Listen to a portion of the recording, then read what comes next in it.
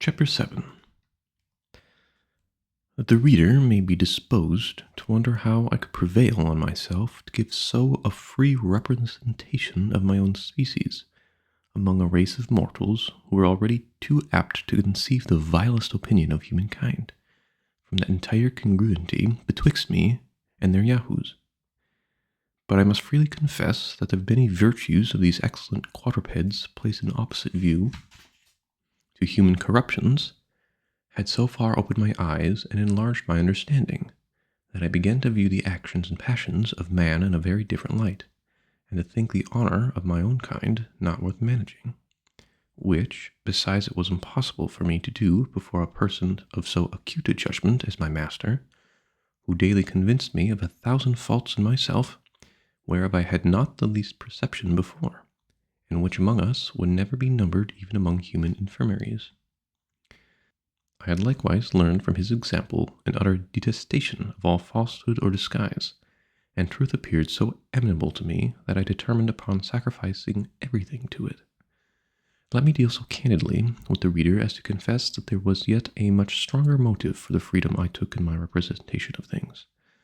I had not been a year in this country before I contracted such a love and veneration for the inhabitants that I entered on a firm resolution never to return to humankind, but to pass the rest of my life among these admirable Houyhnhnms in the contemplation and practice of every virtue, where I could have no example or incitement to vice. But it was decreed by fortune, my perpetual enemy, that so great a felicity should not fall to my share. However, it is now some comfort to reflect that in what I said of my countrymen, I extenuated their faults as much as I durst before so strict an examiner, and upon every article gave as favorable a turn as the matter would bear. For indeed, who is there alive that will not be swayed by his bias and partiality to the place of his birth? I related the substance of several conversations I had with my master, during the greatest part of the time I had the honor to be in his service,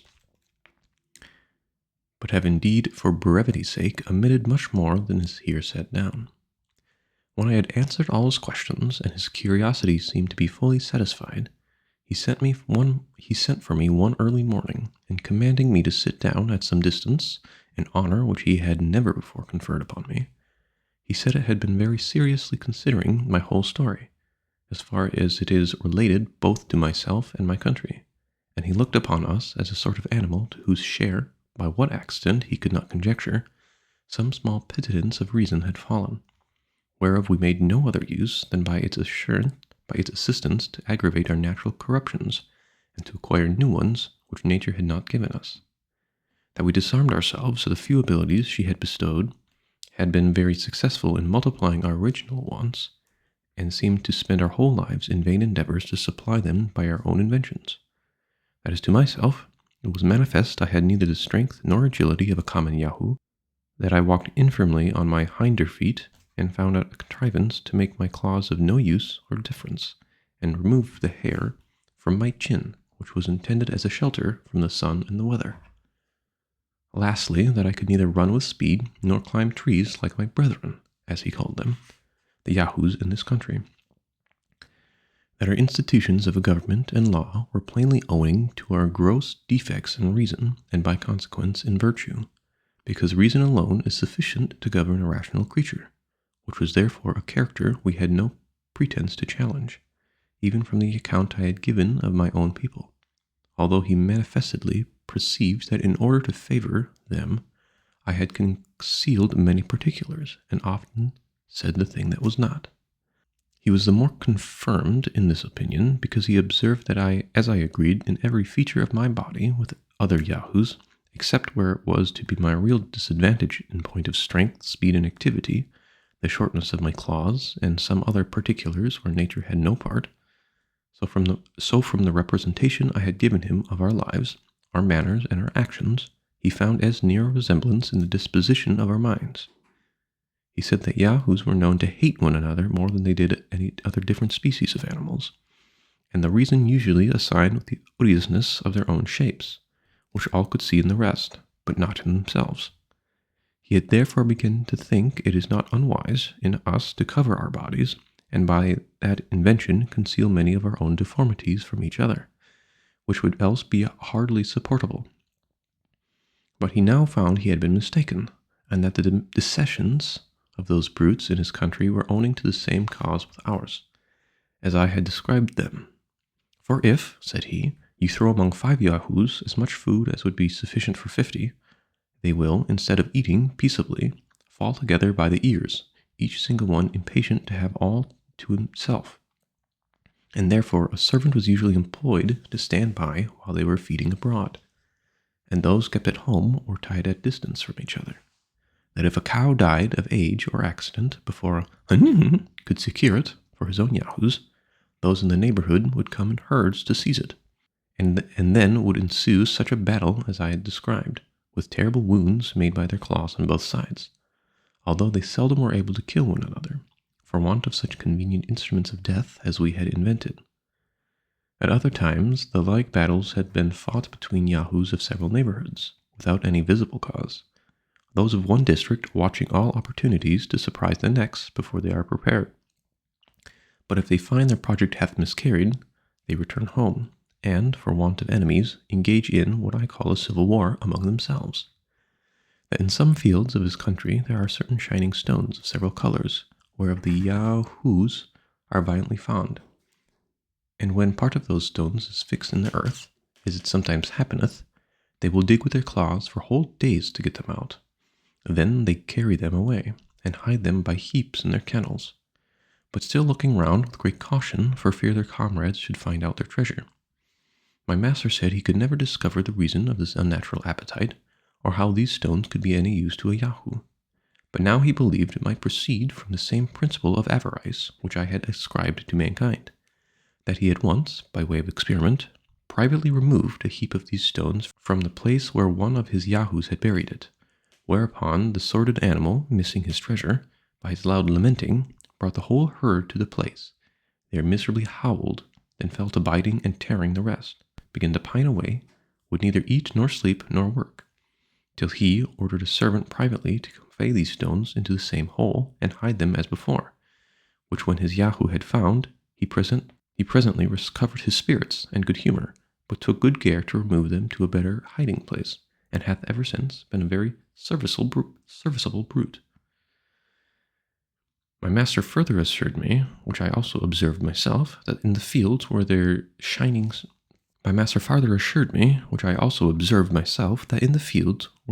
stones abound, the fiercest and most frequent battles are fought, occasioned by perpetual inroads of the neighboring Yahoos. He said it was common when 2 Yahoos discovered such a stone in a field, and were contending which of them should be the proprietor, a third would take the advantage and carry it away from them both, which my master would needs contend to have some kind of resemblance with our suits of law, wherein I thought it for our credit not to undeceive him, since the decision he mentioned was much more equitable than many decrees among us, because the plaintiff and defendant there lost nothing besides the stone they contended for, whereas our courts of equity would never have dismissed the cause while either of them had anything left. My master, continuing his discourse, said there was nothing that rendered the Yahoos more odious than the undistinguishing appetite to devour everything that came in their way, whether herbs, roots, berries, the corrupted flesh of animals, or all mingled together, and it was particular in their temper that they were fonder of what they could get by rapine or stealth at a greater distance than much better food provided for them at home. If their prey held out, they would eat till they were ready to burst, after which nature had pointed out to give them a certain root that gave them a general evacuation. There was also another kind of root, very juicy, but somewhat rare and difficult to find, which the Yahoos sought for with much eagerness, and would suck it with great delight, and then it produced in them the same effects that wine hath upon us. It would make them sometimes hug and sometimes tear one another. They would howl and grin and shatter and reel and tumble, and then fall asleep in the dirt. I did indeed observe that the Yahoos were the only animals in the country subject to any diseases, which, however, were much fewer than horses have among us, and contracted not by any ill treatment they met with, but by the nastiness and greediness of that sordid brute. neither has their language any more than a general appellation for these maladies, which is borrowed from the name of the beast, called a Yahoo, or the Yahoo's evil. And the cure prescribed is a mixture of their own dung and urine forcibly put down the Yahoo's throat. This I have since often known to have been taken with success, and do freely recommend it to my countrymen for the public good as an admirable specific against all diseases produced by replation. As to learning, government, arts, manufacturers, and the like, my master confessed he could find little or no resemblance between the Yahoos of that country and those in ours, for he only meant to observe what parity there was in our natures. He had heard indeed some curious Houyhnhnms observe that in most herds there was a sort of ruling Yahoo, as among us there is generally some kind of leading or principal stag in a park, who was always more deformed in body and mischievous in disposition than any of the rest. That this leader had usually a favorite as like himself as he could get, whose employment was to lick his master's feet and posteriors, then drive the female Yahoos to his kennel, for which he was now and then rewarded with a piece of ass's flesh. This favorite is hated by the whole herd, and therefore to protect himself keeps always near the person of his leader. He usually continues in office till a worse can be found, but the very moment he is discarded, his successor at the head of all the Yahoos in that district, young and old, male and female, come in a body and discharge their excrements upon him from head to foot. But how far this might be applicable to our courts and our favorites and ministers of state, my master said I could best determine. I durst make no return to this malicious insinuation, which debased human understanding below the sagacy of a common pound, who has judgment enough to distinguish and follow the cry of the ablest dog in the pack without being ever mistaken. Another thing he wondered at in the Yahoos was their strange disposition to nastiness and dirt, whereas there appears to be a natural love of cleanliness in all other animals. As to the former acquisition, I was glad to let pass without reply, because I had not a word to offer it in defense of my species, which otherwise I certainly had done in my own inclinations. But I could have easily vindicated humankind from the imputation of singularity upon the last article, if there had been any swine in that country, as unluckily for me there was not, which although it may be a sweeter quadruped than a Yahoo, cannot I humbly conceive in justice pretend to more cleanliness, and so his honour himself have owned, if he had seen their filthy way of feeding and their custom of wallowing and sweeping in the mud. My master likewise mentioned another quality which his servants had discovered in several Yahoos, and to him was wholly unaccountable. He said a fancy would sometimes take a Yahoo to retire to a corner, to lie down and howl and groan and spurn away all that came near him. Although he were young and fat, wanted neither food nor water, nor did the servants imagine what could possibly ail him. The only remedy they found was to set him to hard work, after which he would infallibly come to himself. To this I was silent out of partiality to my own kind, yet here I could plainly discover the true seeds of spleen, which only seizeth on the lazy, the luxurious, and the rich, who, if they were forced to undergo the same regimen I would undertake for this cure. His honour had further observed that a female Yahoo would often stand behind a bank or a bush to gaze on the young males passing by, and then appear and hide, using many antic gestures and grimaces, at which time it was observed that she had the most offensive smell, and when any of the males advanced, would slowly retire, looking back often, and with a counterfeit show of fear, run off into some convenient place where she knew the male would follow her. At other times, if a female stranger came among them, 3 or 4 of her own sex would get about her, and stare and chatter, and grin, and smell her all over, and then turn off with gestures that seemed to express contempt and disdain. Perhaps my master might refine a little in these speculations, which he had drawn from what he observed himself, or had been told him by others. However, I could not reflect without some amazement and much sorrow that the rudiments of coquetry, censure, and scandal should have place by instinct in womankind. I expected every moment that my master would accuse the Yahoos of these unnatural appetites in both sexes, so common among us. But nature, it seems, hath not been so expert in a schoolmistress, and these politer pleasures are entirely the productions of art and reason on our side of the globe.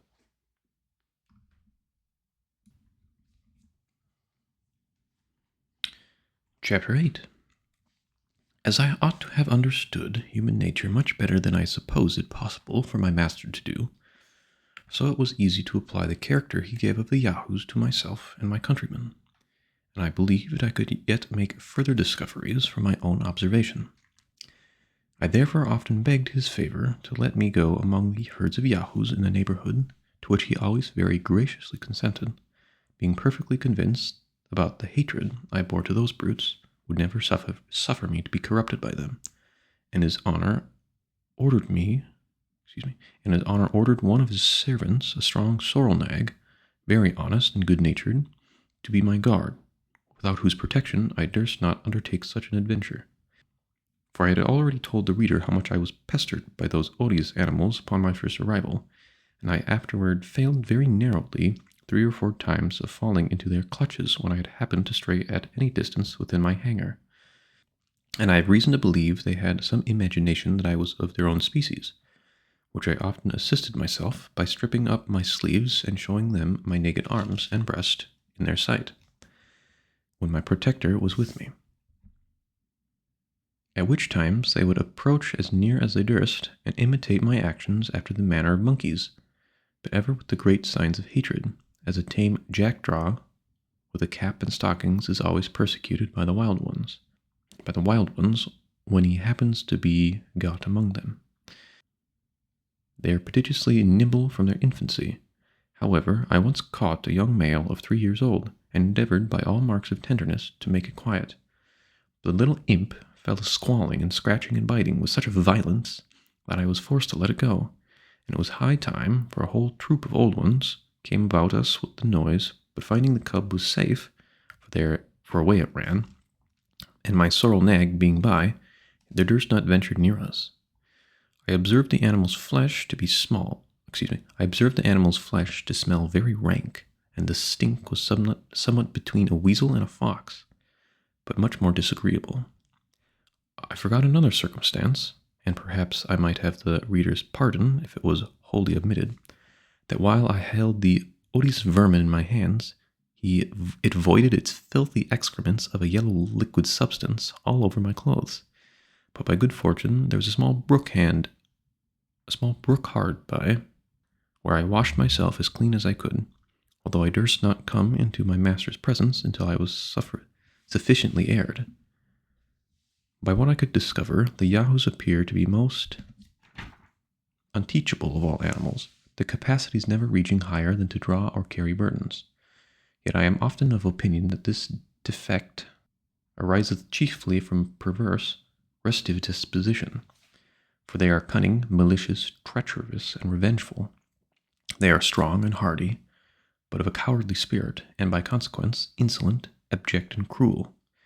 It is observed that the red-haired of both sexes are more libidinous and mischievous than the rest, whom yet they must exceed in strength and activity.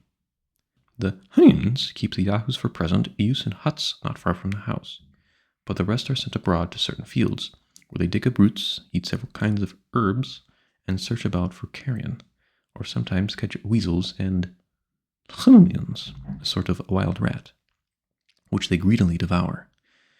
Nature hath taught them to dig deep holes with their nails on the side of a rising ground, wherein they lie by themselves, only the kennels of the females are larger, sufficient to hold 2 or 3 cubs. They swim from their infancy like frogs, and are able to continue long under water, where they often take fish, which the females carry home to their young. And upon this occasion, I hope the reader will pardon my relating an odd adventure. Being one day abroad with my protector, the sorrel nag, and the weather exceeding hot, I entreated him to let me bathe in a river that was near. He consented, and I immediately stripped myself, stark naked, and went down softly into the stream.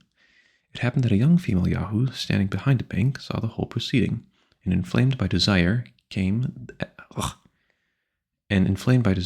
as the nag and I conjectured, came running with all speed and leaped into the water, within 5 yards of the place I had bathed. I was never in my life so terribly frightened. The nag was grazing at some distance, not suspecting any harm. She embraced me after a most fulsome manner. I roared as loud as I could, and the nag came galloping towards me, whereupon she quitted her grasp with the utmost reluctancy and leapt upon the opposite bank, where she stood gazing and howling all the time I was putting on my clothes. This was matter of diversion to my master and his family, as well as mortification to myself, for now I could no longer deny that I was a real Yahoo in every limb and feature, since the females had a natural propensity to me, as one of their own species. Neither was the hair of this brute of a red color, which might have been some excuse for an appetite a little irregular, but black as a sloe, and her countenance did not make an appearance altogether so hideous as the rest of the kind, for, I think, she could not have been above 11 years old. Having lived 3 years in this country, the reader, I suppose, will expect that I should, like other travelers, give some account of the manners and customs of its inhabitants, which it was indeed my principal study to learn. As these noble Houyhnhnms are endowed by nature with a general disposition to all virtues, and have no conceptions of or ideas of what is evil in a rational creature, so their grand maxim is to cultivate reason, and to be wholly governed by it. Neither is reason among them a point problematical as with us, where men can argue with plausibility on both sides of the question, but strikes you with immediate conviction, as it must needs do where it is not mingled, obscured, or discolored by passion and interest. I remember it was with extreme difficulty that I could bring my master to understand the meaning of the word opinion, or how a point could be disputable, because reason taught us to affirm or deny only which we are certain, and beyond our knowledge we cannot do either, so that controversies, wranglings, disputes, and positiveness in false or dubious propositions are evils unknown among the Houyhnhnms. In the like manner, when I used to explain to him our several systems of natural philosophy, he would laugh that a creature pretending to reason could value itself upon the knowledge of other people's conjectures, and in things wherein that knowledge, if it were certain, could be of no use. Wherein he agreed entirely that the sentiments of Socrates, as Plato delivers them, which I mention as the highest honor I can do that prince of philosophers, I have often since reflected what destruction such a doctrine would make in the libraries of Europe, and how many paths to fame would be then shut up in the learned world. Friendship and benevolence are the two principal virtues among the Houyhnhnms, and these not confined to particular objects, but universal to the whole race. For a stranger from the remotest part is equally treated with the nearest neighbor, and wherever he goes, looks upon himself as at home. They preserve decency and civility in the highest degrees, but are altogether ignorant of ceremony. They have no fondness for their colts or foals, but they take care in educating them. But the care they take in educating them proceeds entirely from the dictates of reason. And I observed my master to show the same affection to his neighbor's issue and he had for his own. They will have it that nature teaches them to love the whole species, and it is reason only that maketh a distinction of persons where there is a superior degree of virtue. When the matron Houyhnhnms have produced one of each sex, they no longer accompany with their consorts, except they lose one of their issue by some casualty, which seldom happens, but in such a case they meet again. Or when the like ancient befalls a person, whose wife is past bearing, some other couple bestow on him one of their own colts, and then go together again till the mother is pregnant. This caution is necessary to prevent the country from being overburdened with numbers, but the race of inferior Houyhnhnms bred up to be servants is not so strictly limited upon this article. These are allowed to produce 3 of each sex to be domestics in noble families. In their marriages, they are exactly careful to choose such colors as will not make any disagreeable mixture in the breed. Strength is chiefly valued in the male, and comeliness in the female, not upon the account of love, but to preserve the race from degenerating. For where a female happens to excel in strength, a consort is chosen with regard to comeliness. Courtship, love, presents, jointures, settlements have no place in their thoughts or terms whereby to express them in their language. The young couple meet and are joined merely because it is the determination of their parents and friends. It is what they see done every day, and they look upon it as one of the necessary actions of a rational being. But the violation of marriage or any other unchastity was never heard of, and the married pair pass their lives with the same friendship and mutual benevolence that they bear to all others of the same species, who come in their way, without jealousy, fondness, quarreling, or discontent. In educating the youth of both sexes, their method is admirable, and highly deserves our imitation. These are not suffered to taste a grain of oats. Except upon certain days, till 18 years old, nor milk, but very rarely. And in summer they graze 2 hours in the morning as long as in the evening, which their parents likewise observe. But the servants are not allowed above half that time, and a great part of their grass is brought home, which they eat at the most convenient hours, when they can be spared from work. Temperance, industry, exercise, and cleanliness are the lessons equally enjoyed by the young ones of both sexes, and my master thought it monstrous in us to give the females a different kind of education from the males, except in some articles of domestic management, whereby he truly observed one half of our natives were good for nothing but bringing children into the world, and to trust the care of our children to such a useless animal, he said, was yet a greater instance of brutality. But the Houyhnhnms train up their youths to strength, speed, and hardiness by exercising them in running races up and down steep hills and over hard stony grounds, and when they are all in a sweat, they are ordered to leap over head and ears into a pond or river. 4 times a year, the youth of a certain district meet to show their proficiency in running and leaping, and other feats of strength and agility, where the victors were rewarded with a song made in his or her praise. On this festival, the servants drive a herd of yahoos into the field, laden with hay and oats and milk, for a repast to the Houyhnhnms, after which these brutes are immediately driven back again, for fear of being noisome to the assembly.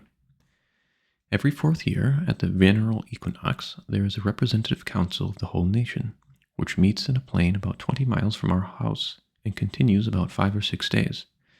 Here they inquire into the state and condition of several districts, whether they abound or be deficient in hay or oats or cows or yahoos, and whether there is any want, which is seldom, it is immediately supplied by unanimous consent and contribution. Here likewise the regulation of children is settled, as for instance, if a Houyhnhnm hath 2 males, he changeth one of them with another that hath 2 females.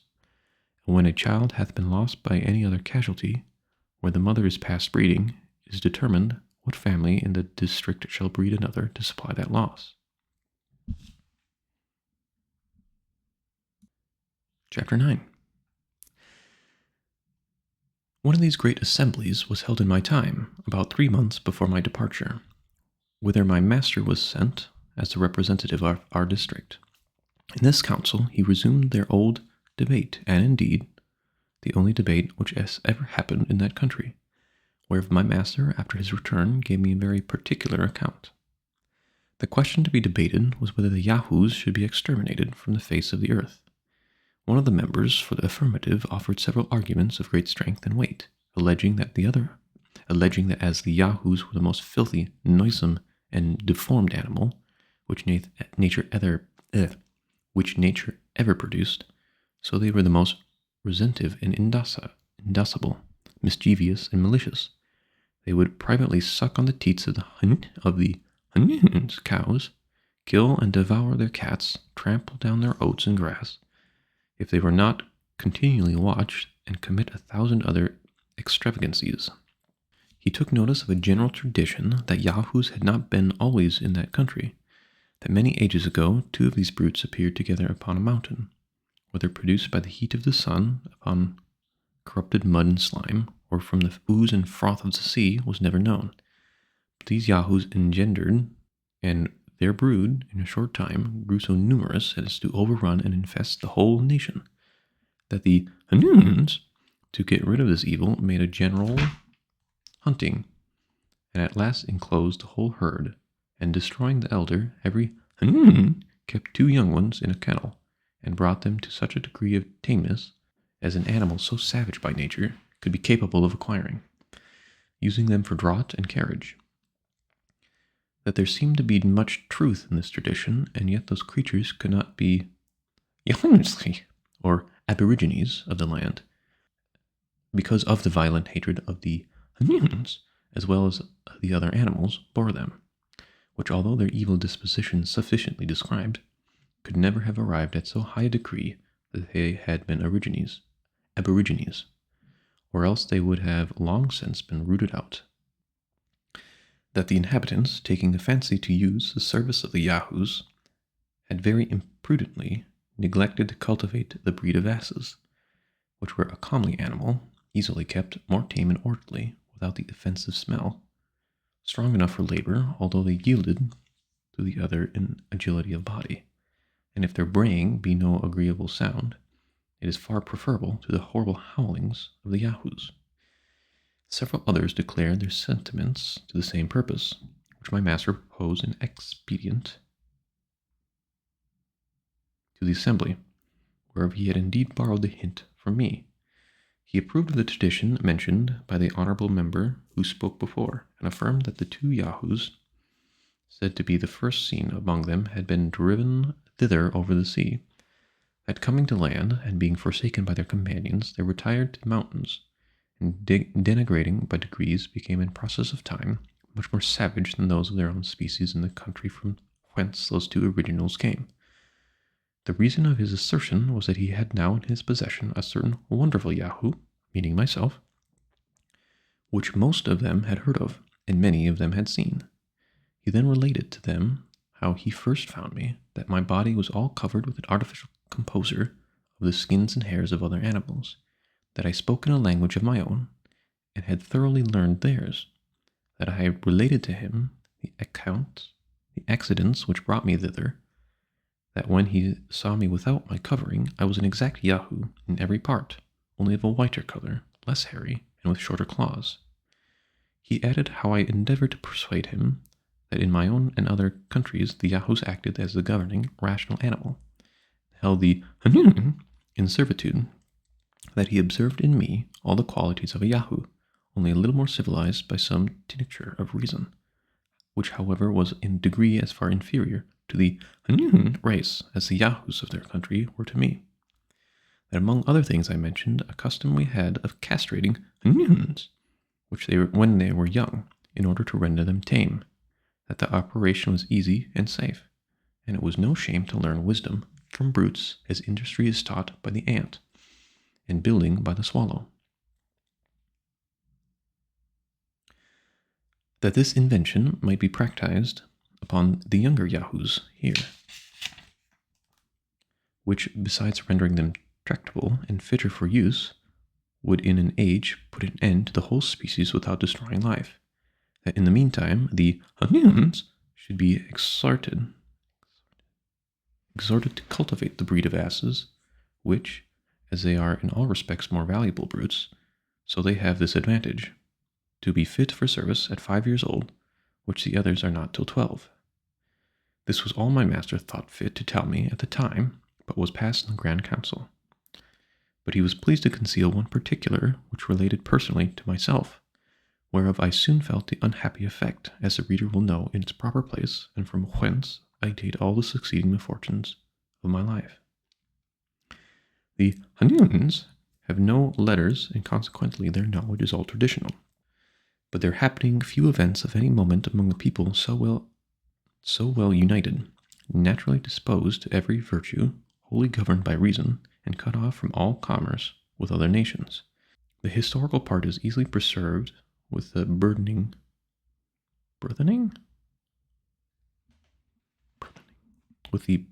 their memories. I have already observed that they are subject to no diseases, and therefore can have no need of physicians. However, they have excellent medicines composed of herbs to cure accidental bruises and cuts in the pastern or frog of their foot, by sharp stones, as well as other maims and hurts in the several parts of the body. They calculate the year by the revolution of the sun and the moon, but use no subdivisions into weeks. They are well enough acquainted with the motions of those two luminaries, and understand the nature of eclipses, and this as the utmost progress of their astronomy. In poetry they must be allowed to excel all other mortals, wherein the justness of their similes, and the minuteness as well as exactness of their descriptions, are indeed inimitable. Their verses abound very much in both of these, and usually contain either some exalted notions of friendship and benevolence, or the praises of those who were victors in races and other bodily exercises. Their buildings, although very rude and simple, are not so inconvenient, but well contrived to defend them from all injuries of cold and heat. They have a kind of tree which at 40 years old loosens in the root and falls without the first storm. They grow very straight, and being pointed like stakes with a sharp stone, for the Houyhnhnms know not the use of iron. They stick them erect in the ground about 10 inches asunder, and then weave in oat straw, or sometimes wattles betwixt them. The roof is made the same manner, and so are the doors. The Houyhnhnms use the hollow part between the pastern and the hoof of their forefeet as we do our hands, and this is with greater dexterity than I could have at first imagined. I have seen a white mare of our family thread a needle, which I lent her on purpose. With the joint they milk their cows, reap their oats, and do all the work which requires hands in the same manner. They have a kind of hard flints, which by grinding against other stones they form into instruments, that serve instead of wedges, axes, and hammers. With tools made of these flints, they likewise cut their hay and reap their oats, which there groweth naturally in several fields. The Yahoos draw home the sheaves in carriages, and the servants tread them in a certain covered huts to get out the grain, which is kept in stores. They make a rude kind of earthen and wooden vessels, and bake the former in the sun. If they can avoid casualties, they die only of old age, and are buried in the most obscurest places that can be found. Their friends and relations expressing neither joy nor grief at their departure, nor does the dying person discover the least regret that he is leaving upon the world, any more than if he were upon returning home from a visit to one of his neighbors. I remember my master having once made an appointment with a friend and his family to come to his house upon some affair of importance. On the day he fixed, the mistress and her two children came very late. She made two excuses, first for her husband, who, as she said, happened that morning to schnoch. The word is strongly expressive in their language, but not easily rendered into English. It signifies to retire to his first mother. Her excuse for not coming sooner was that her husband dying late in the morning, she was a good while consulting her servants about a convenient place where the body should be laid, and I observed she behaved herself at our house as cheerfully as the rest, and died about 3 months after. They live generally to 70 or 75 years, very seldom 80. Some weeks before their death they feel a gradual decay, but without pain. During this time they are much visited by their friends, because they cannot go abroad with their usual ease and satisfaction. However, about 10 days before their death, which they seldom fail in computing, they return the visits that have been made them by those who are nearest in the neighborhood, being carried in a convenient sledge drawn by Yahoos, which vehicle they use not only upon this occasion, but when they grow old, upon long journeys, or when they are lamed by other accidents.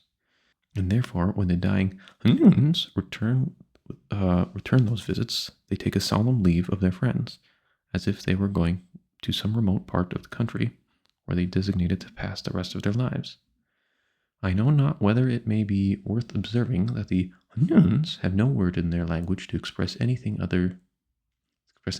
is evil, except what they borrow from the deformities or ill qualities of the Yahoos.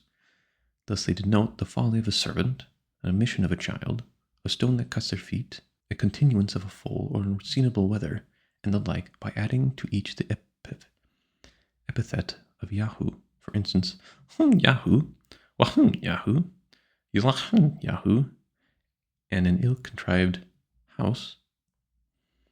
Oh my gosh. I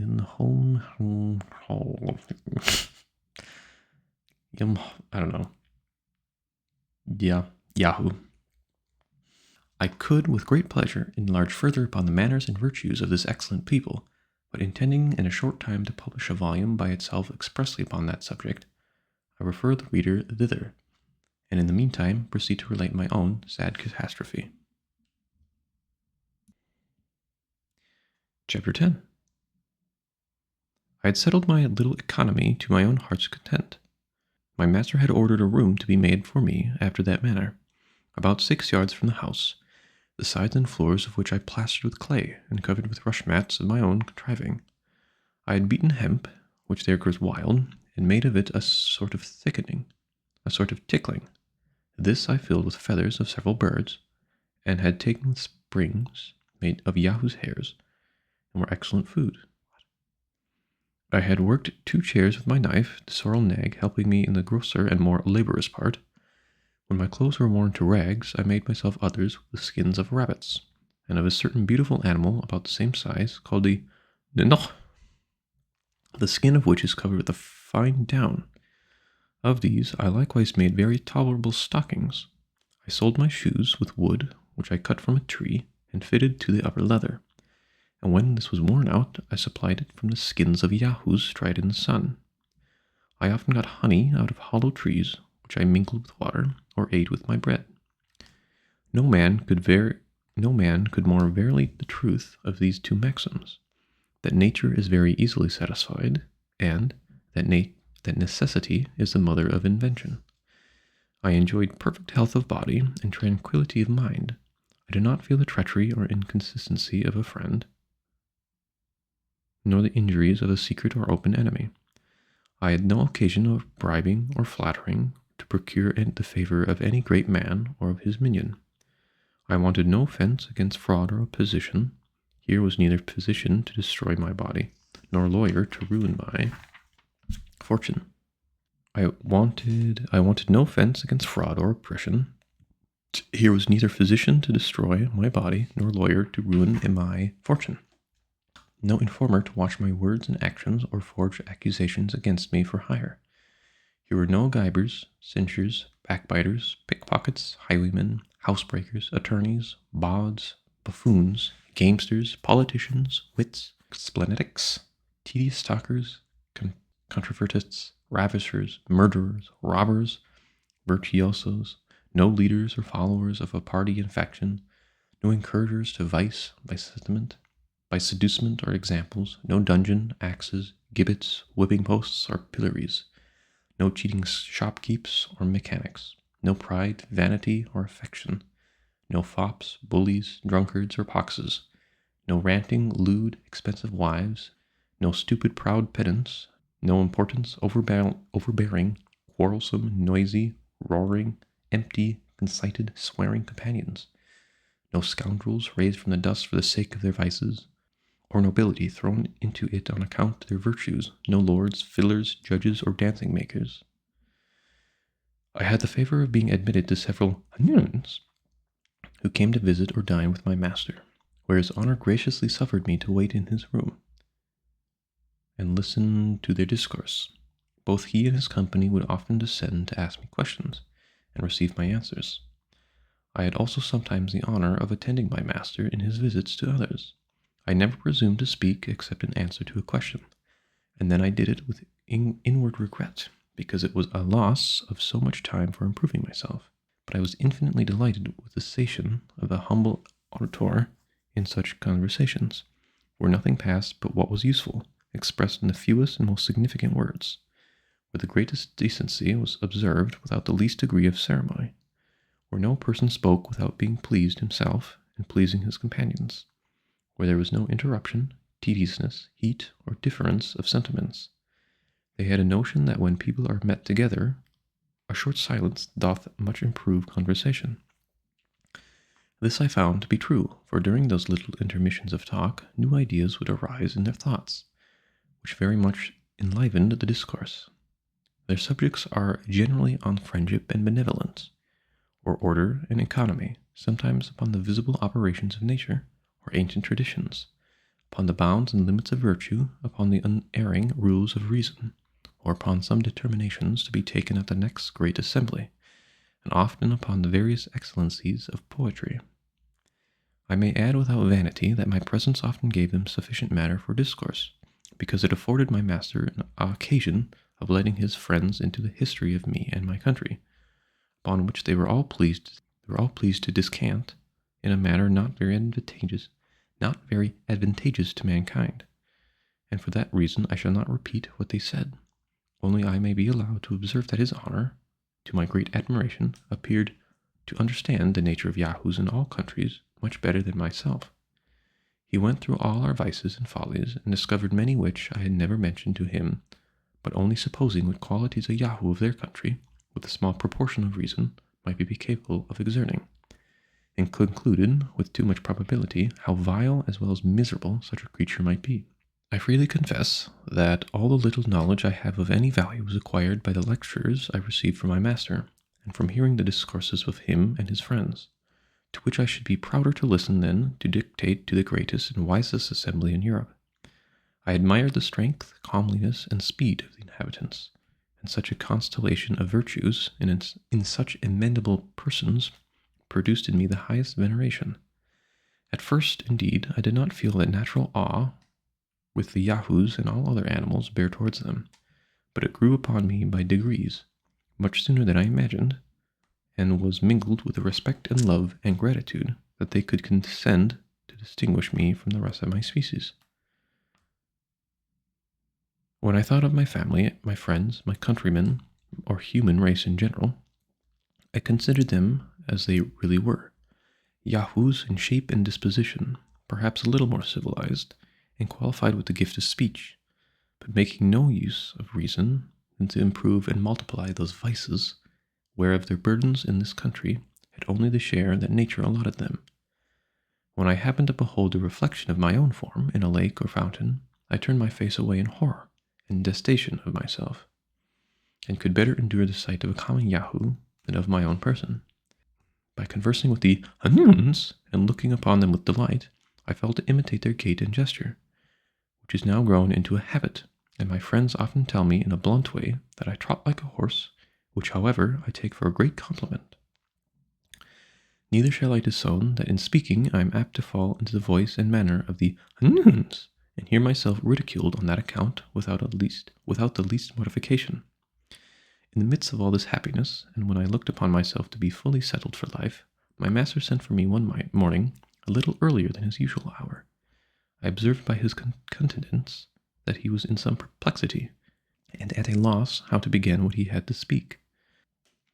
After a short silence, he told me he did not know how I would take what he was going to say, that in the last General Assembly, when the affair of the Yahoos was entreated upon, the representatives had taken offense at his keeping a Yahoo, meaning myself, in his family more like a Houyhnhnm than a brute animal, that he was known frequently to converse with me as if he could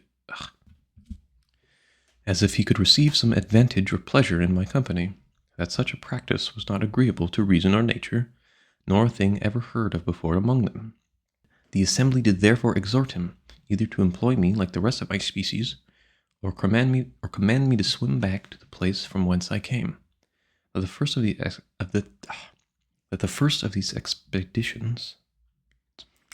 these expedients was utterly rejected by all the Houyhnhnms who had ever seen me at his house or their own.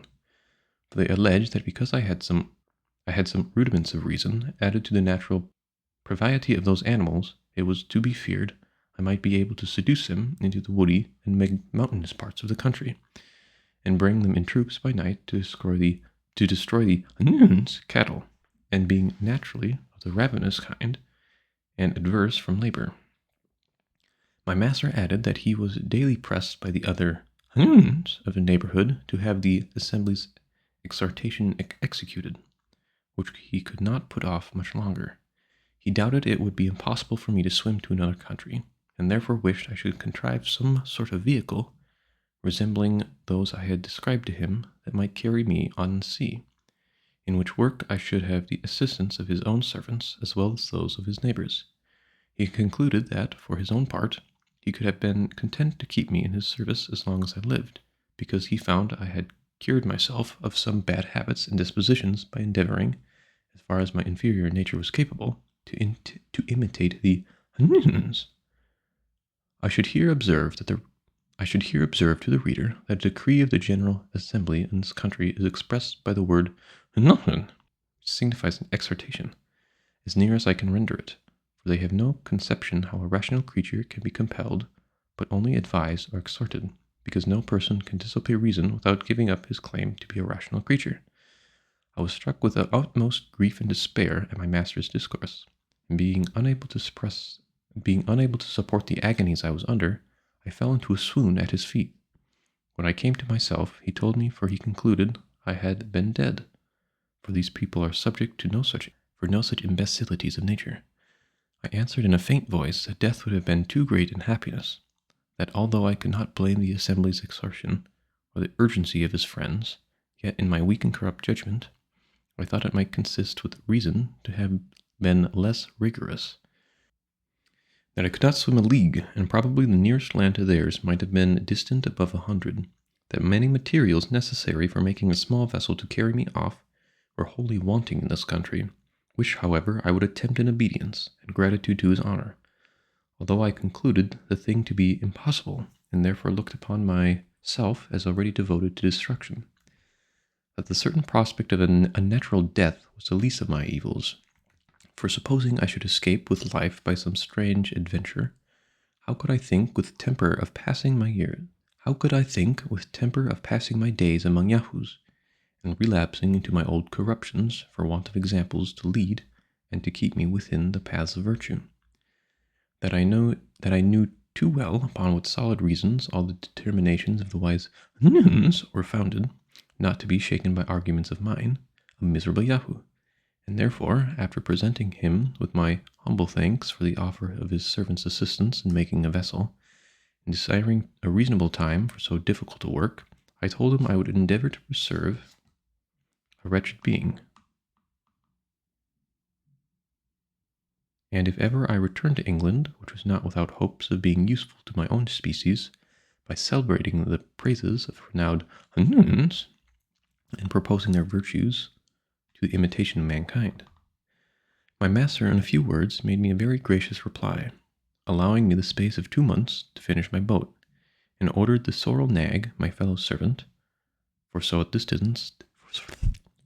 this distance I may presume to call him, to follow my instructions, because I told my master that his help would be sufficient, and that I knew he had a tenderness for me. In his company, my first business was to go to that part of the coast where my rebellious crew had ordered me to be set upon shore. I got upon a height, and looking on every side of the sea, fancied I saw a small island towards the northeast. I took out my pocket glass, and could then easily distinguish it about 5 leagues off, as I computed, but it appeared to the sorrel nag to be only a blue cloud, for he had no conception of any country besides his own, so he cannot be an expert in distinguishing remote objects at sea, as we who so much converse in that element. After I had discovered this island, I considered no further, but resolved it should, if possible, be the first place of my banishment, leaving the consequence to fortune. I returned home, and consulting with the sorrel nag, we went into a copse at some distance, where I, with my knife, and he with a sharp flint fastened very artificially after their manner to a wooden handle, cut down several oak wattles about the thickness of a walking staff, and some other larger pieces. But I shall not trouble the reader with a particular description of my own mechanics. Let it suffice to say that in 6 weeks' time, with the help of the sorrel nag, who performed the parts that required most labor, I finished a sort of Indian canoe, but much larger, covering it with the skins of Yahoos, well stitched together, with hempen threads of my own making. My sail was likewise composed of the skins of the same animal, but I made use of the youngest I could get, the older being too tough and thick, and I likewise provided myself with 4 paddles. I laid in a stock of boiled flesh of rabbits and fowls, and took with me 2 vessels, one filled with milk and the other with water. I tried. Tried. Yeah, I tried. I tried my canoe in a large pond near my master's house, and then corrected in it what was amiss, stopping all the chinks with Yahoo's talos till I found it staunch and able to bear me and my freight. And when it was as complete as I could possibly make it, I had drawn on the carriage very gently by Yahoos to the seaside, under the conduct of the sorrel nag and another servant. When all was ready, and the day came for my departure, I took leave of my master and lady and the whole family, my eyes flowing with tears, and my heart quite sunk with grief. But his honor, out of curiosity, and perhaps, if I may speak it without vanity, partly out of kindness, was determined to see me in my canoe, and got several of his neighboring friends to accompany him. I was forced to wait above an hour for the tide, and then observing the wind was very fortunately bearing towards the island to which I intended to steer my course, I took a second leave of my master, but as I was going to prostrate myself to kiss his hoof, he did me the honor of raising it gently to my mouth. I am not ignorant how much I have been censured for mentioning this last particular, for my detractors are pleased to think it improbable that so illustrious a person should descend to give so great a mark of distinction to a creature so inferior as I. Neither have I forgotten how apt some travelers are to boast of extraordinary favors they have received. But if those censures were better acquainted with the noble and courteous disposition of the Houyhnhnms, they would soon change their opinion. Opinion is spelled wrong here, that's fine. I paid my respects to the rest of the Houyhnhnms in his honor's company, then getting into my canoe, pushed off from the shore. Chapter 11. I began this desperate voyage on February 15th, 1714, at 9 o'clock in the morning. The wind was very favorable. However, I made use at first only of my paddles, but considering I would soon be weary, said that the wind might chop about. I ventured to set up my little sail, and thus with the help of the tide, I went at a rate of a league and a half an hour, as near as I could guess. My master and his friends continued on the shore until I was almost out of sight, and I often heard the sorrel nag, who always loved me, crying out, "Nya, nya, Mahya, Yahoo! Take care of thyself, gentle Yahoo." My design was, if possible, to discover some small island uninhabited, yet sufficient by my labor to furnish me with the necessities of life, which I would have thought a greater happiness than the first minister in the politest court of Europe. So horrible was the idea I conceived of returning to live in the society and under the government of Yahoos. For in such a solitude as I desired, I could at least enjoy my own thoughts, and reflect with delight on the virtues of those imitable Houyhnhnms, without any opportunity of degenerating into the vices and corruptions of my own species. The reader may remember what I related when my crew conspired against me and confined me to my cabin, how I continued there for several weeks without knowing what course we took, and when I was put ashore in the longboat, how the sailors told me with oaths, whether true or false, that they knew not in what part of the world we were. However, I did then believe us to be about 10 degrees southward of the Cape of Good Hope, or about 45 degrees southern latitude, as I gathered from some general words I overheard among them, being, I supposed, to the southeast of their intended voyage to Madagascar. And although this was a little better than conjecture, yet I resolved to steer my course eastward, hoping to reach the southwest coast of New Holland, and perhaps some island, as I desired, lying westward of it. The wind was full west, and by 6 in the evening I computed I had gone eastwards at least 18 leagues. I spied a very small island about half a league off, which I soon reached. It was nothing but a rock, with one creek naturally arched by the force of tempests. Here I put my canoe, and climbing up a part of the rock, I could plainly discover land to the east, extending from the south to north. I lay all night in my canoe, and repeating my voyage early in the morning, I arrived in 7 hours to the southeast point of New Holland. This confirmed me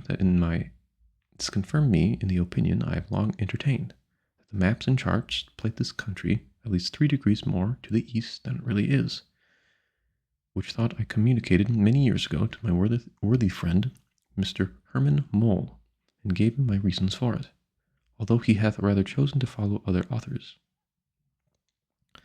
I saw no inhabitants in the place where I landed, and being unarmed, I was afraid of venturing far into the country. I found some shellfish on the shore and ate them raw, not daring to kindle a fire, for fear of being discovered by the natives. I continued 3 days feeding on oysters and limpets to save my own provisions. I fortunately found a brook of excellent water, which gave me a great relief. On the 4th day, venturing out early a little too far, I saw 20 or 30 natives upon a height not about 500 yards from me. They were stark naked men, women, and children round a fire, as I could discover by the smoke. One of them spied me and gave a notice to the rest. 5 of them advanced towards me, leaving the women and children at the fire. I made what haste I could to the shore, and getting in my canoe, shoved off. The savages, observing me retreat, ran after me, and before I could get far enough into the sea, discharged an arrow, which wounded me deeply on the inside of my left knee. I shall carry the mark to my grave. I apprehended the arrow might be poisoned, and paddling out of reach of their darts, being a calm day, I made a shift to suck the wound and dress it as well as I could. I was at a loss what to do, for I durst not return to the same landing place, but stood to the north, and was forced to paddle, for the wind, though very gentle, was against me, blowing northwest. As I looked about for a secure landing place, I saw a sail to the north-northeast, which appearing every minute more visible.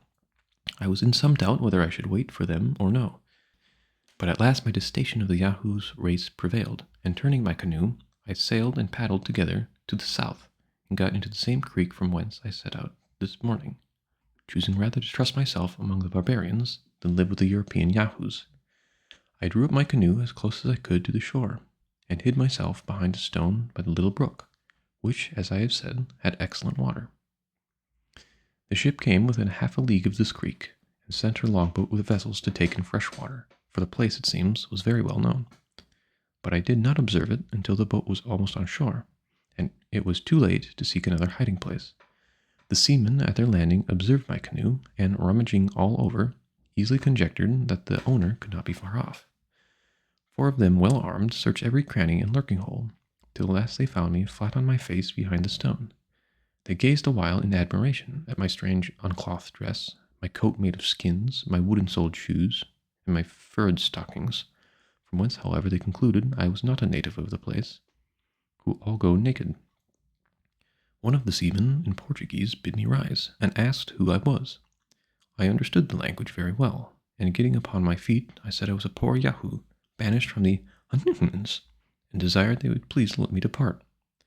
They admired to hear me answer them in their own tongue, but saw my complexion I must be European, but were at a loss to know what I meant by Yahoo and the Houyhnhnms. At the same time, I fell a laughing at my strange tone in speaking, which resembled the neighing of a horse. I trembled all the while betwixt fear and hatred. I again desired to leave to depart, and was gently moving to my canoe, but they laid hold of me, desiring to know what country I was of, whence I came, and with many other questions. I told them I was born in England, from whence I came about 5 years ago, and that their country and ours were at peace. I therefore hoped they would not treat me as an enemy, since I meant them no harm, but was a poor Yahoo seeking some desolate place where to pass the remainder of his unfortunate life. When they began to talk, I thought I never heard or saw anything so unnatural, for it appeared to me as monstrous as if a dog or a cow could speak in England, or a Yahoo in a Houyhnhnm land. The honest Portuguese were equally amazed at my strange dress, and the odd manner of delivering my words, which however they understood very well. They spoke to me with great humanity, and said they were sure the captain would carry me gratis to Lisbon, for whence I might return to my own country. That 2 of the seamen would go back to the ship, inform the captain of what they had seen, and receive his orders. In the meantime, unless I would give my solemn oath not to fly, they would secure me by force. I thought it best to comply with their proposal. They were very curious to know my story, but I gave them little satisfaction, and they all conjectured that my misfortunes had impaired my reason. In 2 hours the boat, which went loaden with vessels of water, returned with the captain's command to fetch me on board. I fell on my knees to preserve my liberty, but all was in vain, and the men, having tied me with cords, heaved me into the boat, from whence I was taken into the ship, and from thence into the captain's cabin. His name was Pedro de Mendez. He was a very courteous and generous person. He entreated me to give some account of myself, and desired to know what I would eat or drink.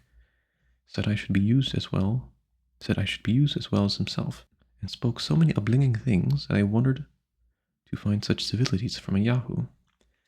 However, I remained silent and sullen. I was ready to faint at the very smell of him and his men.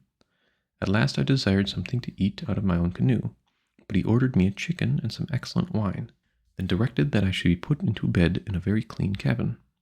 I would not undress myself, but lay in the bedclothes, and in half an hour stole out, when I thought the crew was at dinner, and getting to the side of the ship was going to leap into the sea and swim for my life, rather than continue among the Yahoos. But one of the seamen prevented me, and having informed the captain, I was chained to my cabin. After dinner, Don Pedro came to me and desired to know my reason for so desperate an attempt. Assured me he only meant to do me all the service he was able, and spoke so very movingly that at last I descended to treat him like an animal which had some little portion of reason. I gave him a very short relation of my voyage, of the conspiracy against me by my own men, of the country where they set me ashore, and of my 3 years' residence there, all which he looked upon as if it were a dream or a vision, whereat I took great offense, for I had quite forgotten the faculty of lying, so particular to Yahoos in all countries where they preside, and consequently the disposition of suspecting truth in others of their own species. I asked him whether it is the custom in his country to say the thing that is not. I assured him that I almost forgot what he meant by falsehood, and if I had lived 1,000 years in the Houyhnhnms land, I should never have heard a lie from the meanest servant, that I was altogether indifferent whether he believed me or no, but however, in return for his favors, I would give so much allowance to the corruption of his nature as to answer any objection he would please to make, and then he might easily discover the truth. The captain, a wise man, after many endeavors to catch me tripping in some part of my story, at last began to have a better opinion of my veracity, and the rather, because he confessed he met with a Dutch skipper who pretended to have landed with 5 others of his crew upon a certain island or continent south of New Holland, where they went for fresh water, and observed a horse driving before him several animals exactly resembling those I described under the name of Yahoos, with some other particulars, which the captain said he had forgotten, because he then concluded all them to be lies. But he added that some sense I professed so inviolable an attachment to truth, I must give him my word of honor to bear him company in this voyage, without attempting anything against my life, or else he would continue me a prisoner until we arrived at Lisbon. I gave him the promise he required, but at the same time protested that I would suffer the great hardships rather than return to live among the Yahoos. Our voyage passed without any considerable accident. In gratitude to the captain, I sometimes sat with him at his earnest request, and strove to conceal my antipathy to humankind, although it often broke out, which he suffered to pass without observation. But the greatest part of the day I confined myself to my cabin, to avoid seeing any of the crew. The captain had often entreated me to strip myself of my savage dress, and offered to lend me the best suit of his clothes he had. This I would not be privileged on to accept, abhorring to cover myself with anything that had been on the back of a Yahoo. I only desired he would lend me 2 clean shirts, which having been washed since he wore them, I believe would not so much defile me. These I changed every second day, and washed them myself. We arrived at Lisbon November 5th, 1715. At our landing, the captain forced me to cover myself with his cloak, to prevent the rabble from crowding around me. I was conveyed into his own house, and at my earnest request, he led me up to the highest room backwards. Why? I conjured him to conceal from all persons what I had told him of the Houyhnhnms, because the least hint of such a story would not only draw numbers of people to see me, but probably put me in danger of being imprisoned or burnt by the Inquisition. The captain persuaded me to accept a suit of clothes newly made, but I would not suffer the tailor to make my measure. However, Don Pedro being almost of my size, they fitted me well enough. He accoutred me with other necessities, all new, which I aired for 24 hours before I would use them. The captain had no wife, nor above 3 servants, none of which were suffered to attend at meals. His whole deportment was so obliging, added to very good human understanding, that I really began to tolerate his company. He gained so far upon me that I ventured to look out of the back window. By degrees I was brought into another room, from whence I peeped into the street, but drew my head back in an affright. In a week's time he seduced me down to the door. I found my terror gradually lessened, but my hatred and contempt seemed to increase. I was at last bold enough to walk to the street, and in his company, but kept my nose well stopped with rue, or sometimes with tobacco. In 10 days, Don Pedro, to whom I had given some account of my domestic affairs, put it upon me as a matter of honor and conscience that I ought to return to my native country, and live at home with my wife and children. He told me that there was an English ship in the port just ready to sail, and he would furnish me with all things necessary. It would be tedious to repeat his arguments and my contradictions. He said it was altogether impossible to find such a solitary island as I desired to live in, but I might command in my own house and pass my time in a manner as recluse as I pleased. I complied at last, finding I could not do better. I left Lisbon on the 24th day of November, in an English merchantman, but who was the master I never inquired. Don Pedro accompanied me to the ship, and lent me 20 pounds. He took kind leave of me, and embraced me at parting, which I bore as well as I could. During the last voyage, I had no commerce with the master or any of his men, but pretending I was sick, kept close in my cabin. On the 5th of December, 1715, we cast anchor in the Downs about 9 in the morning, and about 3 in the afternoon I got safe to my house at Rotherhithe. My wife and family received me with great surprise and joy, because they concluded me certainly dead, but I must freely confess the sight of them filled me only with hatred, disgust, and contempt, the more by reflecting on the near alliance I had to them. For although, since my unfortunate exile from the Houyhnhnms country, I had compelled myself to tolerate the sight of Yahoos, to converse with Don Pedro de Mendez, yet my memory and imagination were perpetually filled with the virtues and ideas of those exalted Houyhnhnms, and when I began to consider that, in living with one of the Yahoo species, I had become a parent of more, it struck me with the utmost shame, confusion, and horror.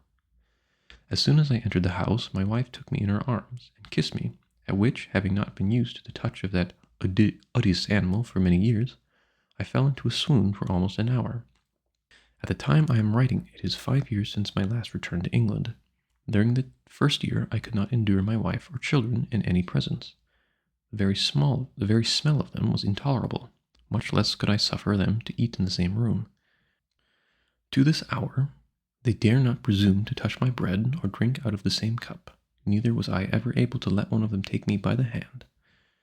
The first money I laid out was to buy 2 young stone horses, which I kept in a good stable, and next to them the groom is my greatest favorite, for I feel my spirits relieved by the smell he contracts in the stable. My horses understand me tolerably well. I converse with them at least 4 hours each day. They are strangers to bridle or saddle. They live in great enmity with me, and friendship to each other. Chapter 12. Thus, gentle reader, I have given thee a faithful history of my travels for 16 years and above 17 months, wherein I have not been so studious of ornament as truth. I could perhaps, like others, have astonished thee with strange improbable tales, but I rather chose to relate plain matter of fact in the simplest manner and style, because my principal design was to inform and not to amuse thee.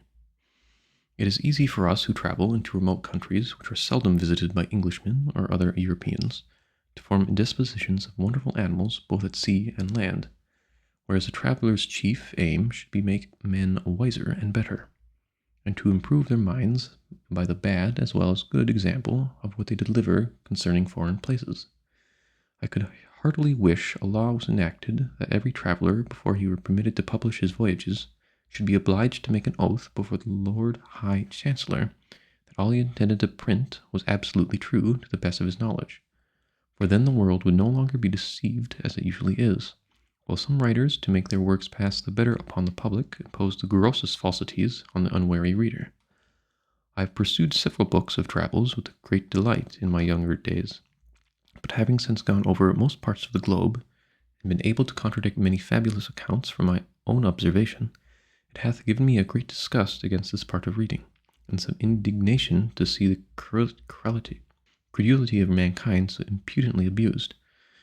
Therefore, since my acquaintance was pleased to think my poor endeavours might not be unacceptable to my country, I impose upon myself as a maxim, never to be swerved from, that I would strictly adhere to truth. Neither indeed can I be ever understood the least temptation to vary from it, while I retain in my mind the lectures and examples of my noble master, the other illustrious Houyhnhnms, of whom I had so long the honour to be an humble hearer. The fortune hath made Sian miserable, she shall not for her malice make him a cheat and a liar. I know very well how little reputation is to be got by writings which require neither genius nor learning, nor indeed any other talent except a good memory or an exact journal. I know likewise that writers of travels, like dictionary makers, are sunk into oblivion by the weight and bulk of those who have come after, and therefore lie uppermost. And it is highly probable that such travellers, who shall hereafter visit the countries described in this work of mine, may, by detecting my errors, if there be any, and adding many new discoveries of their own, justle me out of vogue, and stand in my place, making the world forget that I was ever an author. This indeed would be too great a mortification if I wrote for fame, but as my sole intention for the public good, I cannot be altogether disappointed. For who can read of the virtues I have mentioned in the glorious Houyhnhnms without being ashamed of his own vices, when he considers himself as the reasoning, governing animal of his country? Brobdingnagians, whose wise maxims in morality and government it would be our happiness to observe. But I forbear descanting further, and rather leave the judicious reader to his own remarks and applications. I am not a little pleased that this work of mine can possibly meet with no censures, for what objections can be made against a writer who relates only plain facts that happened in such distant countries, where we have not the least interest in respect either to trade or trade or negotiations. I have carefully avoided every fault with which common writers of travels are often too justly charged. Besides, I meddle not the least with any party, but write without passion, prejudice, or ill will against any man or number of men whatsoever. I write for the noblest end, to inform and instruct mankind, over whom I may, without breach of modesty, pretend some superiority from the advantages I received by conversing so long amongst the most accomplished Houyhnhnms. I write without any view towards profit or praise. I never suffer a word to pass that may look like reflection or possibly give the least offense even to those who are most ready to take it, so that I hope I may with justice pronounce myself an author perfectly blameless, against whom the tribes of answerers, considerers, observers, reflectors, detectors, remarkers will never be able to find matter for exercising their talents. I confess it would be whispered to me that I was bound in duty as a subject of England to have given a memorial to a Secretary of State as at my first coming over, because whatever lands are discovered by a subject belong to the crown. But I doubt whether our conquests in the countries I treat of would be as easily as those of Fernando Cortez over the naked Americans. The Lilliputians I think are hardly worth the charge of a fleet, an army to reduce them, and I question whether it might be prudent or safe to attempt the Brobdingnagians, or whether an English army would be much at their ease with the flying island over them. Their heads. The Houyhnhnms, indeed, appear not to be so well prepared for war, a science to which they are perfect strangers, and especially against massive weapons. However, supposing myself to be a minister of state, I could never give my advice for invading them. Their prudence, anonymity, unacquaintedness with fear, and their love of their country would amply supply all defects in the military art. Imagine 20,000 of them breaking into the midst of a European army, confounding the ranks, overturning the carriages, battering the warriors' faces into mummy by terrible yerks. Warriors' faces into mummy by terrible yerks from their hinder hooves, for they would well deserve the character given to Augustus. He will kick himself clear on all sides. But instead of proposals for conquering that magnanimous nation, I rather wish they were in a capacity or disposition to send a sufficient number of their inhabitants for civilizing Europe, by teaching us their first principles of honor, justice, truth, temperance, public spirit, fortitude, chastity, friendship, benevolence, and fidelity.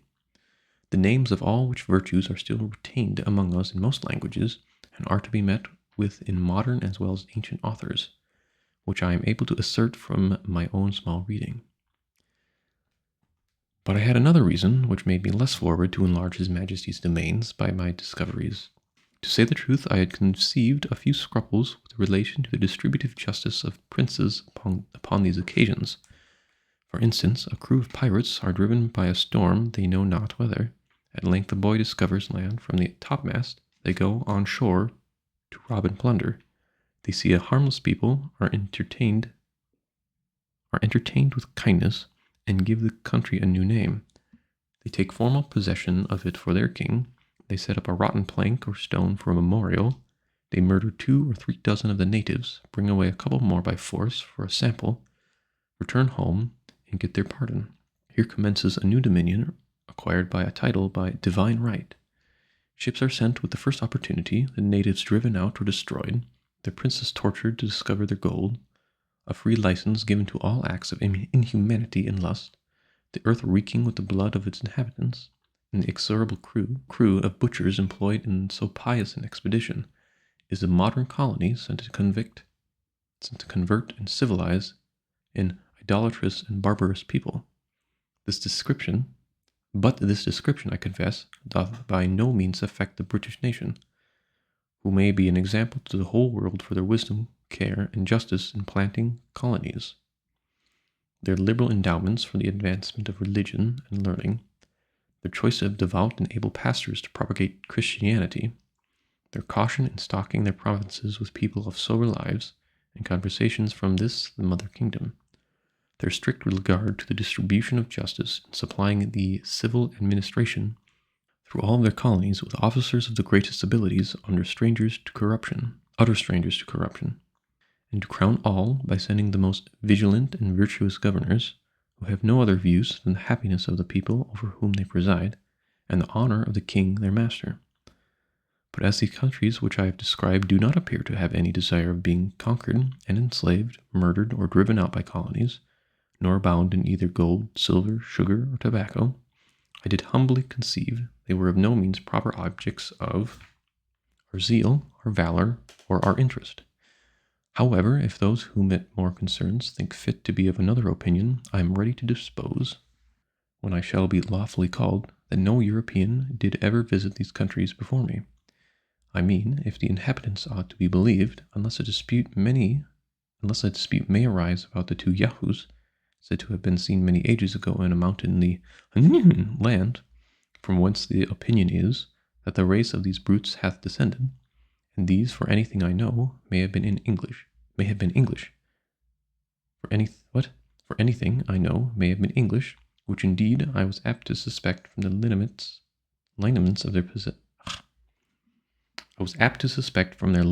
of their properties' countenances, although very much defaced. But how far that will go to make out a title, I leave to the learned in colony law. But as to the formality of taking possession in my sovereign's name, it never came once into my thoughts. As if it had, yet my affairs then stood, I should perhaps in point of prudence and self-preservation have been put off to a better opportunity. Having thus answered the only objection that can ever be raised against me as a traveler, I here take a final leave of all my curious readers, and return to enjoy my own speculations in my little garden at Redriff, to apply those excellent lessons of virtue which I learned among the Houyhnhnms, to instruct the Yahoos of my own family, as far as I'll find them docile animals, to behold my figure often in a glass, and thus, if possible, habituate myself by time to tolerate the sight of a human creature, to lament the brutality of Houyhnhnms in my own country, but always treat their persons with respect, for the sake of my noble master, his family, his friends, and the whole race, which these of ours have the honor to resemble in all their lineaments. However, their intellectuals came to degenerate. I began last week to permit my wife to sit at dinner with me at the farthest end of the long table, and to answer, but with the utmost brevity, the few questions I asked her. Yet the smell of a Yahoo continuing very offensive, I always kept my nose well stopped with rue, lavender, or tobacco leaves. And although it would be hard for a man late in life to remove old habits, I am not altogether out of hopes in some time to suffer a neighbor Yahoo in my company, without the apprehensions I am yet under of his teeth and claws. My reconcilement to the Yahoo kind in general might not be so difficult if they would be content with those vices and follies only which nature hath entitled them to. I am not in the least provoked at the sight of a lawyer, a pickpocket, a connel, a fool, a lord, a gamester, a politician, a physician, an evidence, a subordinator, an attorney, a traitor, or the like. This is all according to the due course of things. But when I behold a lump of deformity and disease both in body and mind, smitten with pride, it immediately breaks all measures of my patience. Neither shall I ever be able to comprehend how such an animal and such a vice could tally together. The wise and virtuous Houyhnhnms, who abound all excellencies that can adorn a rational creature, have no name for this vice in their language, which hath no terms to express anything that is evil, except those whereby they describe the detestable qualities of their Yahoos, among which they are not able to distinguish this of pride, for want of thoroughly understanding human nature, as it showeth itself in other countries where that animal presides. But I, who had more experience, could plainly observe some rudiments of it among the wild Yahoos. But the Houyhnhnms, who live under the government of reason, are no more proud of the good qualities they possess than I should be for not wanting an arm or a leg, which no man in his wits would boast of, although he must be miserable without them. I dwell the longer upon this subject for the desire I have to make the society of an English Yahoo by any means not insupportable. Therefore I hereby entreat those who have any tincture of these absurd vice, and they will not presume to come into my sight.